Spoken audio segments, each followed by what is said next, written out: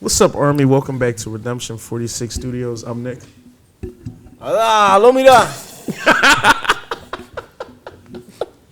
What's up, Army? Welcome back to Redemption 46 Studios. I'm Nick. I'm Jarek. 안녕하세요. 로입니다. I'm Keith. I'm Curtis. And I'm Zach. And little vibes. Y'all seen the picture. Y'all saw the thumbnail. BTS, Reflection, Wings, Short. Let's jump into this. Finally. You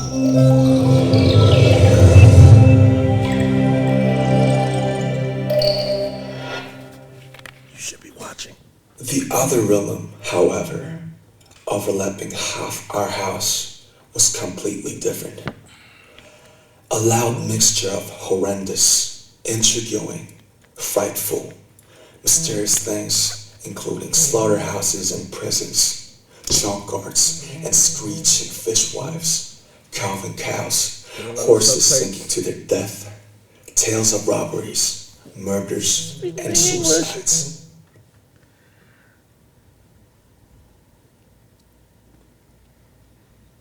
Let's hit this with some spoken word.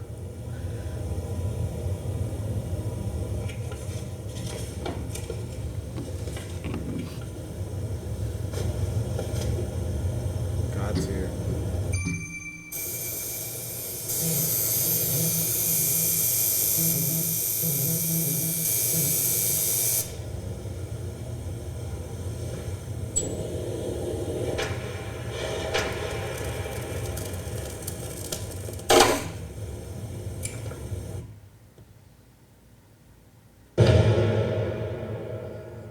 Those niggas in Vegas.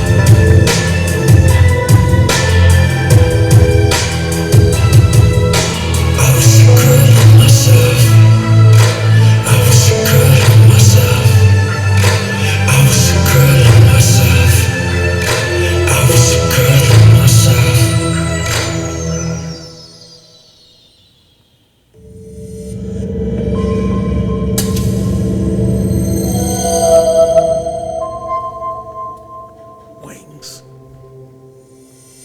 You want to break the video down and jump right into the song? I'm going to talk about the video real quick if I want to first. I'm going to talk about the reflections and the different mirror tricks that happen and the disassociation of trying to get into communication and not being able to talk via the telephone. So, you know, I was like, oh shit, bro. Nah, that's not my spill. I agree with everything you just said there. It was very beautifully said. Reminds me of a great philosopher, T.I. Clifford, Sir Clifford of House Harris. House Harris. Yeah, Sir Clifford of House Harris. I know him. This shit was dope. A very interesting piece.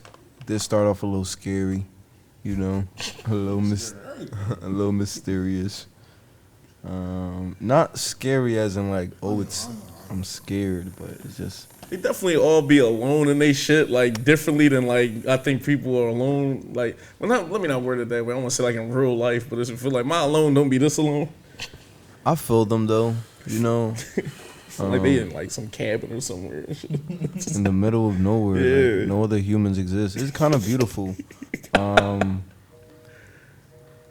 I love just the pacing of it. The editing was very dope. I like this. No, I find it crazy that the painting, the tattoo started off in all black, but then filled up with color. But ironically, it was disopposed from the next scene where everything was all black, and then it turned into sorrow and despair. Are those his real tattoos? Are Are those his real tattoos? That's what I know. You know, you added. Some more reflections. Go ahead. I was gonna say, obviously we haven't gotten into the song yet, but I like this as a visual for this song. Even though I just wish they just went and did real actual music videos, or like kind of made the song part of it too. But Almost a high. Did I need you? yeah, like I wish they did, everything like that. But I'm not in charge of the label, so fuck me, right? But definitely the isolation thing that you brought up, where they're all by themselves and just kind of otherworldly things. It, in my mind, it makes me think of the not the Upside Down per se, but what is it called? Where 11 goes, where she's like channels into her mind. Deprivation chamber. The what? It's a deprivation chamber where it's all black and water, right? Yeah, that's what it reminds me of. It's words for it in all types of places, like the further and Yeah, all those type of just like. I it know just what you pretty mean. much makes me think. Oh, astral plane. That's what I was Yeah. thinking of. Okay, Astral okay. plane. Astral plane. It makes me think of their. Which is funny. That's the further and insidious. See, boom. Look at that. They're all going somewhere mentally, wherever their troubles are. And that's just kind of what it looks like. Remember Jimmins, you know what I'm saying, where he was for the one in Lie. J Hope was in an asylum for Mama. Tay, his whole scenario was going through RM. He was getting, he got arrested and everything like that, and just kind of reflected on the situation that happened. And I Need You. Sugar and Shadow. Sugar with his shadow and everything like that. Cookie was in the Sugar, room. Sugar and piano. What's the piano? John Kurt. What, the title of it? Yeah. First Love? First Love. First Love. Yeah. That John. Jen with Awake. You know what I'm saying? That's my shit. That's probably my favorite solo Jen song. Now I want to get into the song. Yeah, no, the song is dope. I'm gonna wrap my part up, but the song is dope. Like I said, I like the way they do this to kind of show, to isolate them and show what the mental struggle is like. I always try to figure out what part of the song they're trying to convey with this and everything like that. I'm not gonna spoil what the meaning of this song is and everything like that, but it's a real heartfelt one, and it actually this is one of the first BTS songs that got me like on some heartstrings kind of shit. But go ahead, bro. Or what's next? Yeah, no, I'm good. Just because I'm waiting for us to get into the song too, and then I'll give a little bit more spill. I thought it was good.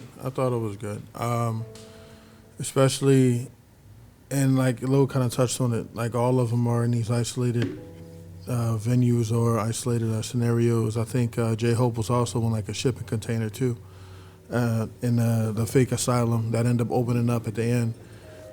He just seems like he's trapped within himself, and he kind of can't take who he is. So he mentally blows out the mirror so he doesn't have to see his reflection. And then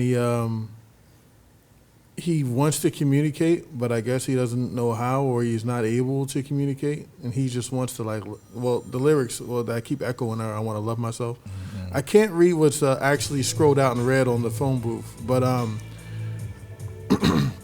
when it pans out, but it definitely gives a vibe like, he wants to reach out, he wants to, be able to talk to somebody about this, but he just can't find it in himself to do it. Like, what the fuck did I say? War? I don't know. Anyway. I think it might be in Hangul. No, it's not. It say liar. So, like, yeah, but I thought this was pretty dope. It was pretty cool. Little nice, subtle nuances in the joint. Who was the one that woke up in bed and went downstairs and painted something and the paint started crying? JK. That was JK? Mm-hmm. So, kind of like RM's tattoo. It started off as a black and white thing, and then the color just started bleeding into it. I wonder what the connection is to that from a theory standpoint. But no, I thought it was good. Thought it was good. They're all, very abstract and think pieces, especially with Mr. Spoken Word in the beginning of the joint, giving out, his Def Poetry jams. No, I thought this was a good one. No, I agree. I love all the abstract kind of think pieces that they present us with, and just give us a chance to kind of get a view into their minds and visually communicate like the deeper themes they're trying to portray within the albums and everything like that. It's ironic. I know the album is about wings and everything, about spreading your wings, becoming your true self, and all those sort of things. But yet it often comes from the place on the other side of it, where it's like you're trying to find yourself and unable to, or struggling with the ability to kind of spread your wings. So I just conceptually, I just love all those aspects of it. As far as this video and everything, I don't really recall the lyrics or anything, or having heard Reflection. I don't believe we heard that yet. Not as a group, no. Okay, so I can't really speak on everything other than the word itself, reflection, and the uses of the mirror and trying to find your true self and everything like that. There is definitely a usage of an astral plane sort of thing, as you guys are saying. I love all the depressive darks and blue kind of tones and everything that they go with to further illustrate those themes. Because if you notice, his hair is blonde and he's dressed in all yellow and everything like that. And that's like, I'm saying as far as like art and contrast in the shot or in the frame and everything. Whether that's meant to allude to his brightness or anything like that, only RM and the art team would really know. But it is funny, as you had mentioned, even when he does kind of mentally blow out the mirror so he doesn't have to look at himself. There are fragments of the mirror that still remain and everything, like a part of him that can't really hide from that. I love everything as far as the locked off telephone and everything, the payphone, like just trying to that communication that you're like looking for and everything, trying to love yourself, but yet it's still blocked off from you. And funny enough, even with I'm trying to think of how to word this. Even with the tattoo aspect of everything, the tattoo seemed as though it was, and I could be wrong, but it felt like it was a phoenix. Well, it was definitely the album cover too. Okay, Yeah. It felt like it was a phoenix. So the funny thing about that is, as we know, our film logo, Phoenix rises from the ashes and everything like that. You have to dead a part of yourself or something. You have to, do away with a part of yourself to grow into like the newer, finer version of yourself. So him with that, the tattoo aspect of it with the Phoenix, he burns the actual design of the paper and he sets it in a glass of, some sort of liquor or whatever. And then he drinks it. So instead of the burning of the Phoenix, is literally him burning like the art design as opposed to the bird itself. But he literally, how you say as an analogy, or as a metaphor, I should say, drown your sorrows with liquor. He literally lights up the Phoenix and drowns it into the liquor and then consumes it. And that's when we get more the dream aspect of it, because that's when the colors appear on everything. And ironically, it's more of a tropical paradise with everything being colorful. And I don't know if that's to say, he's in a dark place and wants to be in a paradise, but the tattoos are like, marks on yourself that you literally can't get rid of or anything like that. So when he then gets to the end and that paradise is, by that telephone, because, the way they make the set piece, it looks like an island, like it's like a sand pit kind of with the telephone in the middle and then the blue around and everything. So that was a very nice use of everything. But then the camera at the end kind of panning up, the isolation aspect of everything. And funny enough, even as he's running, when he hears the initial phone call and everything, they don't go with a straight cut here. They just leave it kind of where he runs into the literal darkness of everything, and they leave that frame kind of linger for a few seconds. And then that's when you get the cut, and then he's outside. All in all, though, just really, really abstract, really, like it just makes me so curious as far as like how they come up with the reverse engineer side of this, like how they come up with all these unique kind of ways to portray these themes. But these are always amazing, and this one was really good too. Correction. I don't know why that's not the album cover, but I've seen that the bird that particular picture somewhere with BTS. It might have been in another BU video, but I could have swore Oh, you know, it was the part of the album cover is It's four different the circles. circles. Yeah. But I saw that shit somewhere with BTS before, and I'm pretty sure they'll tell us in the comments. Let's go.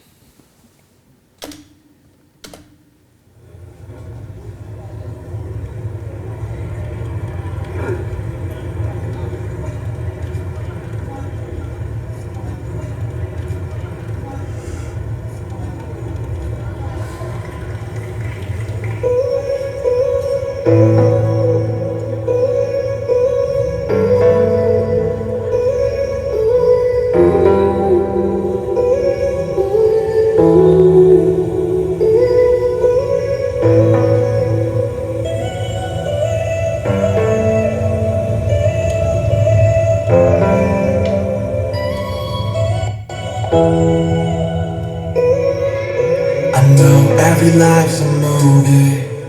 We got different stars and stories. We got different nights and mornings.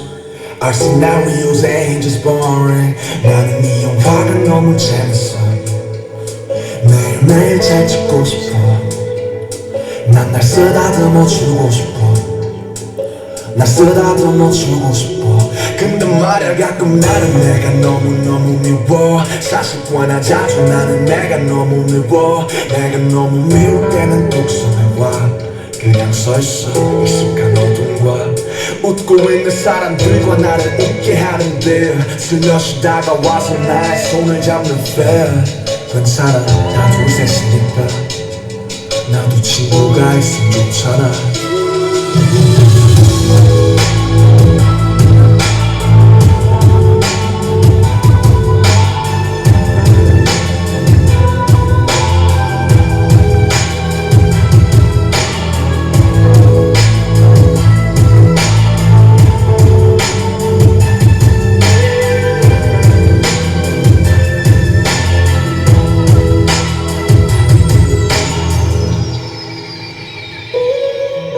세상은 절망의 또 다른 이름. 나의 키는 지구의 또 다른 지름. 나는 나의 모든 기쁨이자 싫음. 매일 반복돼 날 향한 좋고 싫음. 저기 한강을 보는 친구야. 우리 어디서 스치면 인연이 될까.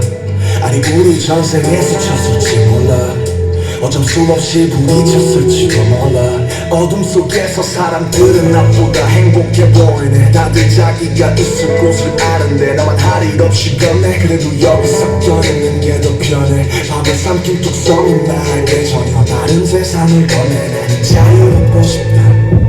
자유에게서 자유롭고 싶다. 지금은 행복한데 불행하니까 나는 나를 보내 독서했어. yeah.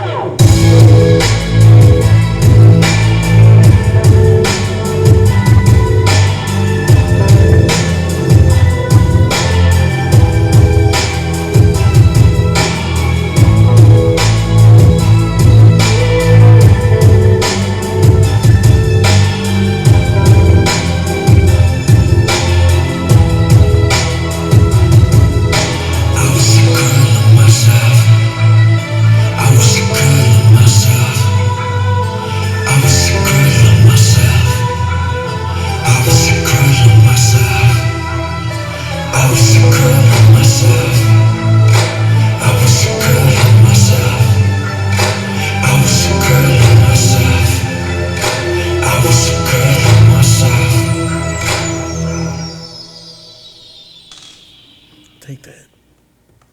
Take that. That was a banger. Oh. Oh, I'm shocked. My fault. Good. I don't know why you shocked. You know I like that angst. You know I like that pain. You heard songs like this before. You that shit was dookie. Yeah, because sometimes it don't hit. This one got me up first. But this one hit. Overall, just a great song. You know, structure was there, story was there, bars were there. Nothing was lacking, you know, it just hit. Yeah, you know I like that. You know, in my personal time, I listen to sad music like this. So, I love this part the most, the English part. Just hearing him say all that stuff. I felt very, very easy and pleasant at the same time. Just the way it came off. Very therapeutic. The hook were dope. You know what I'm saying? Kind of reminded me of like a Mac Miller song. You know what I'm saying? So it was actually very surprising. He wasn't like rapping. He was just letting some flows off, and I respect rappers that do that. Just let some flows off every now and then. Yeah, he was singing a little bit. Go ahead, is it my name? Oh shit! Damn. Sorry. I actually really like this. I like the beat a lot, like a whole lot. It felt like Tyler the Creator, Frank Ocean type, and that beat break, like when they just let it ride. That was my favorite part. That was just like, it takes you to like a zone. It's like you can just go on a drive and just hear that beat over and over. Imagine hearing that beat on loop. Yeah. I feel like he be smoking weed. Somebody on YouTube gotta add this on. That beat on loop, Yeah. they got to, yo. That's. I know he got high. That shit definitely evolved. Like I was cool. That shit mellow was Mellow. literally putting me down a that little shit bit. be like that. Like I was cool prior to the video. Oh, yeah, what the fuck happened? That shit put me in a trance. Man, he really.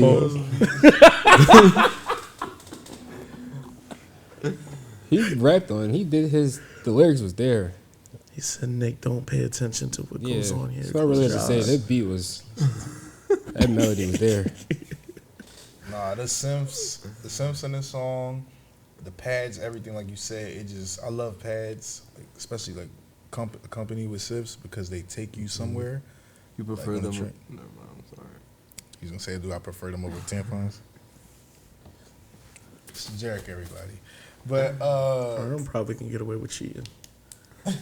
She coming there, and they're like, "Did you see me?" Or an example of what it wasn't me. mediocrity is. You saw Love my clashes. You're my fear. You're my fear.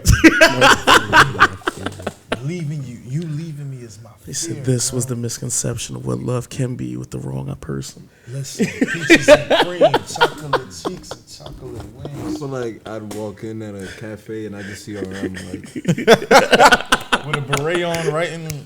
doing some poetry. He'd be reading a math book, writing a rap song. That shit would be fire too. But no, just back to my point. Like I said, I love Simps and pads when they're with each other on a song because mentally and spatially it kind of takes you out and just makes everything real tranquil. For me, Shaw's not here, but in her vein, hashtag I could smoke to this for sure. I could smoke to And this. I definitely Hashtag I have can gotten smoke high this. to this song a few times just because Hashtag I you know know I needed RM it. was smoking to this. Hashtag you can do yoga too. You can do a lot of things to this. Ride down the boulevard, sit at the beach. I don't know, Parker Kelly Drive, something like Catch that. your op slipping. But as far as oh my god, as far as the lyrical Show them a content, reflection of what real life can get in. this is one of the first BTS songs. This is one of the songs that made me do the turnaround, along with Blood, Sweat, and Tears. Pretty much the Blood, Sweat, and Tears, Stigma, Lie, and this were what made me spin the block on BTS. Like as far as like jumping into them and finding out and stuff. Because I kind of like listen to those 4 songs back to back, and the way it's set up on my phone, this comes on after Stigma and Lie. And it's like those 2 songs, like Lie is like kind of crazy, climactic, everything going on. Stigma is the aftermath of something happening. And then when I hear this, it's reflecting on all those bad things. And you see, like I said, they all are talking about some kind of like internal struggle and stuff like that, or just something going on. I didn't get this from RM initially, that he had like problems like that. He felt this way, like he didn't love himself, he didn't love the way he looked and everything like that. But then as we, went on in our journey, we found out like the Korean beauty standards and, just other stuff like that. It's like, wow, you never know. I don't know what the hell I watched. I caught on that shit pretty early. Well, remember, this is September for me. So, Yeah. this, by now, like I said, I got it and everything like that. But I didn't hear a lot of stuff until I went and did my deep dive with BTS and, turned the block on them and everything like that. So just for him to say some of this stuff, like I said, when this album dropped, he was 23, so going on 23 or 23, I think. So, you know, those kind of things for a young man to be thinking about and saying and everything like that is just always like, wow, you know, it's, like I said, it tugs on them heartstrings, you know, you never know what someone's going through and everything like that, so you just kind of wish people the best, and songs like these do a lot to humanize artists, so I really love it a lot. Like I said, it's one of my favorite RM songs. I thought the track was good. Very reflective, very heavy as far as the lyrics go, as far as just being isolated. And even when in a crowd, he still feels like he's by himself, things like that. One of my favorite lines is, there it goes, I want to be free, but I want to be free from freedom. You know, we had this conversation before.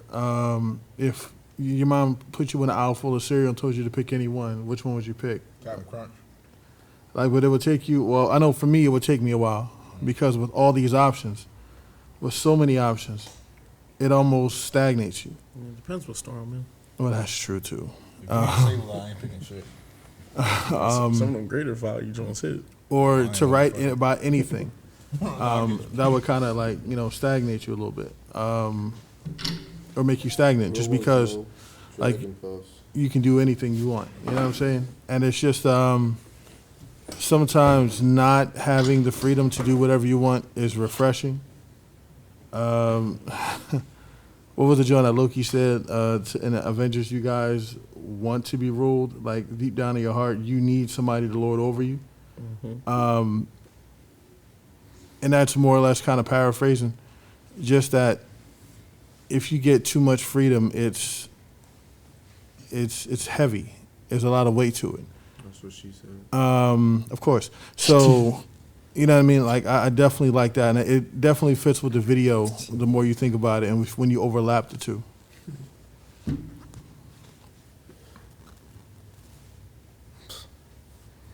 No, I will say I definitely love, and especially, you know, having seen the short film and everything, just allowing, like, a little bit of visual kind of storytelling to, you know, like, be present while, like, thinking about the lyrics and everything. Like, it definitely, you know, allows it to connect a bit deeper, I would say.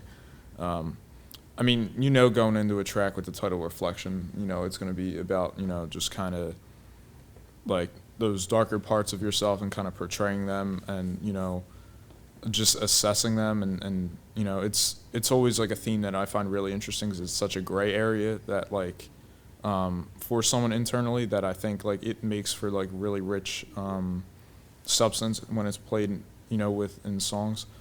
But everything, like, for one, I love, again, you know, them starting out and letting that beat just ride for a little bit because, as you said, you know, the beat does kind of take you somewhere, and for you to be reflective, you have to be taken somewhere. So I like that the beat just kind of breathes for, like, you know, 30, 40 seconds or whatever before his verse gets in there, just to allow you as a viewer to kind of, you know, sit with your own reflections perhaps, and then kind of, you know, hear what he's saying and, you know, see where you stand with it as well. It just feels, you know, more engaging, I think, from an artistic standpoint.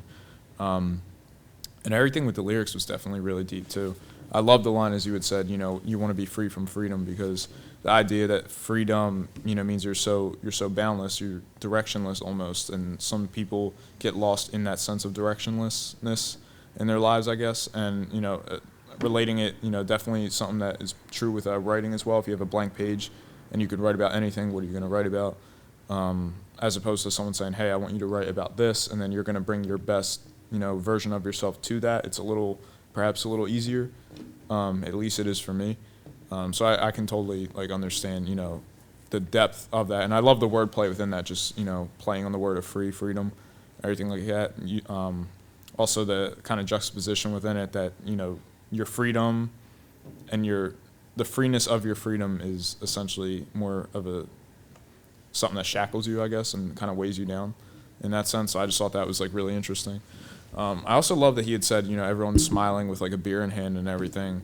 And he said the thing in my hand is fear or something like that, which is interesting because in the video he's literally consuming alcohol. So I thought that was a nice little tie-in as far as like literal fear in his hand then, I would guess, by the implication of lyrics at least. And there was something interesting that he had said. He had said overlooking the Han River. Correct me if I'm wrong, Lo. Isn't Han the word for sorrow or something in Korean or something? When they say what they have. Yeah. Also, the Han River is what runs through Seoul. Oh, it's a literal river. That wordplay is ridiculous then, because he's literally overlooking a river of his internal sorrow, but yet that being the safe place where he can reflect on his own personal things. It's the Sorrow. I'm sorry. It's the Sorrow River. Han. Shout out to Sal. She put us onto something. She said BTS. That's exactly what I was thinking. Is known to have a lot of Han, which is like kind of like deeper. I don't want to misquote, but pretty much like you said. I'm going to research this. I'm going to pull it up right now and say it. But I just think thematically that's so amazing too, because if it's a literal place, it's somewhere he could go to reflect and just be himself and where everything is calm, but also the wordplay of it being literal sorrow, like a reflection of his sorrow. I mean, that is really immaculate wordplay. One second, I was going to go a little further. That's why I wanted to make sure that the definition is what it is. The definition of Han in Korean is something that is unique to the people of Korea. The best way English can describe Han is that it's an emotion that is a form of resentment and hatred. That's the case in point. You got a river of hatred going through Seoul. I mean, Han, that shit, that in itself. That's kind of deep. It's kind of crazy. Korea. What is Han? Korea is a country that has faced many hardships. Occupation. I'm not gonna say about who. We know who. I don't want us to get blocked. Occupation, imperialism, war, losing family members due to the country divided and enslavement. It wasn't until recently that Korea has been able to nearly free. Is this old? Yeah, it's old. Oh. So with all of the atrocities that have happened to Korea and a lot of things like that, they have an internal kind of emotion that they feel is unique to them, and that's what Han is. It's the regret and sorrow, kind of what we call melancholy. So that river would be a reflection of, where you're from and everything that had happened to you, so you never forget, I would assume. But I find that to be the metaphorical river. If he's talking about a metaphorical one, now if he's talking about the real one, like I said, and it goes through soul. Yes.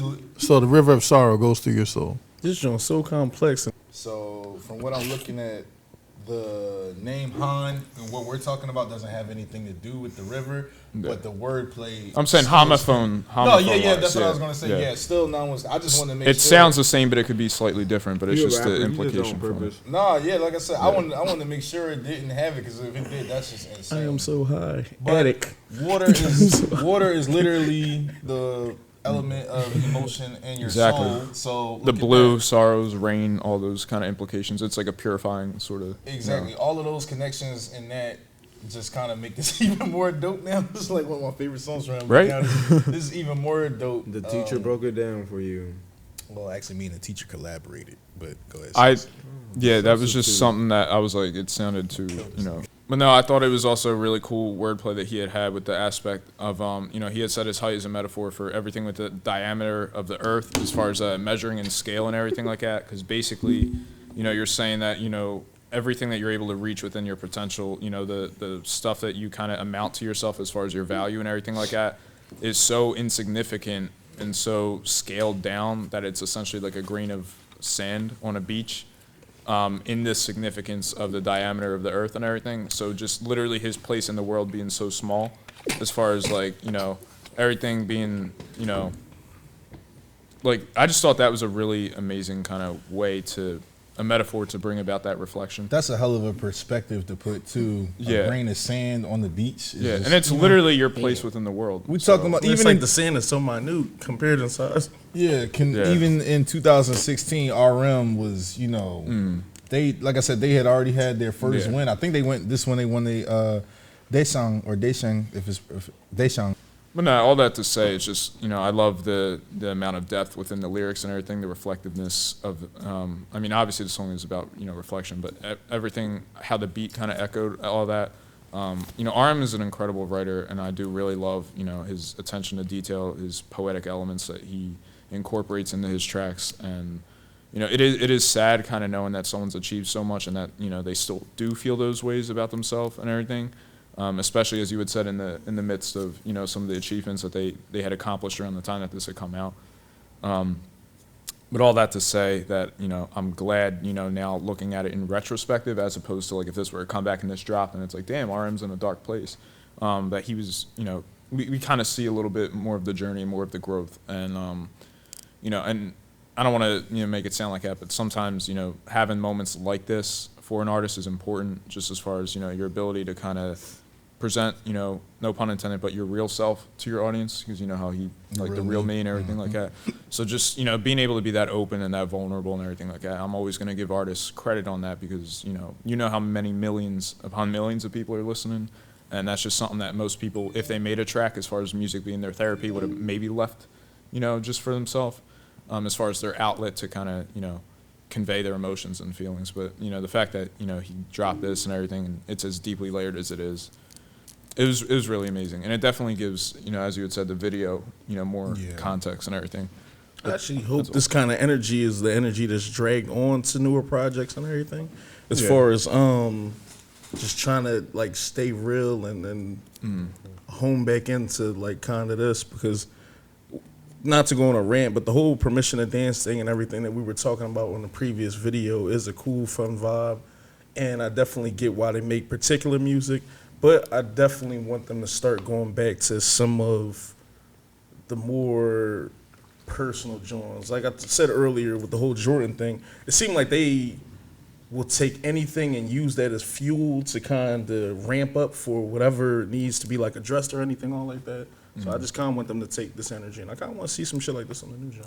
Well, I wouldn't mind that, but I definitely hope they have some like happiness, but not poppiness, if that makes sense. Yeah, I hope we get like some upbeat V and Jimin songs, or maybe even I definitely don't want niggas on the type time where it's fucking completely somber and shit, but just I just that good balance. Like you said, they've always given us balance on their work. I think Love Yourself Tear might be the happiest project from them. Or is it her? Whichever one, DNA and Best of Me and what you call this on? I can look for it. Shit. But I think that's probably like the happiest project from them. So it's just kind of like, no, her. I mean, yeah, because Pop Hyper's on there, Serendipity, Dimple, Mic Drop. Yeah, I feel like that's the happiest project. That's a perfect medium. I don't expect them to go all the way back to HYYH or whatever like that. You know, I would love it, but you know, or even Wings. I just hope it's like I said. I hope they're happy. We can feel the happiness, but I hope they're real at the same time. If you get what I'm saying. Yeah, I guess I just want something. I don't want to say fresh from them, but just something where it's just. I hope we don't get the poppy shit. Yeah, like, or even if we do, at least they find unique ways to make it interesting. I don't look at DNA as poppy. When I think of poppy, I think of like the American. It's funny because DNA's poppy as shit, but I get what you mean. And a lot of people said that was them selling out, which is they not with the rapping they was doing and just kind of the vocal how strong they was singing on that. I think that's a perfect medium. I think they've shown you how poppy they can get with Permission to Dance. And even like that, I always tell you before where I was like, DNA has some of my favorite like lyrics in a song, but like some people might just hear it and just like, oh, it's poppy as shit.